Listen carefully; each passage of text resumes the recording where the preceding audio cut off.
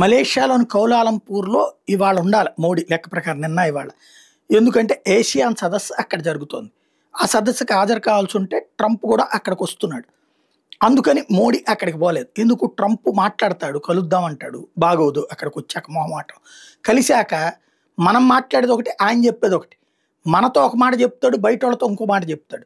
Plus ఏదో తను పెద్ద మనిషిని నిరూపించుకునేందుకోసం పాకిస్తాను, భారత్‌ల మధ్యన షేక్ హ్యాండ్ ఇప్పిచ్చేసి, చూసారా నేను శాంతిని తెచ్చానని చెప్పేసి నోబెల్ వాళ్ళ దగ్గరికెళ్ళి చెప్పుకుందాం అనేటువంటి ఓ పిచ్చతనంతో ఉన్నాడు. ప్రపంచంలో ఇంత దిక్కుమాలినటువంటి వ్యవహార శైలి ఏ అధ్యక్షుడు చూపించలేదు.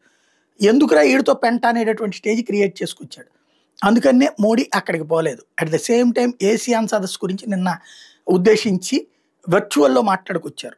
అమెరికా అన్నటువంటి పేరెత్తకుండా ఆధిపత్యం ఉండకూడదు, నియంతృత్వం ఉండకూడదు, మనందరం కలిసి పనిచేద్దాం అన్నట్టు. అంటే అమెరికా నుంచి తగ్గిన వ్యాపారం ఏసియన్ దేశాలతో కొనసాగించేందుకు అడుగులు వేసుకొస్తున్నాడు మోడీ.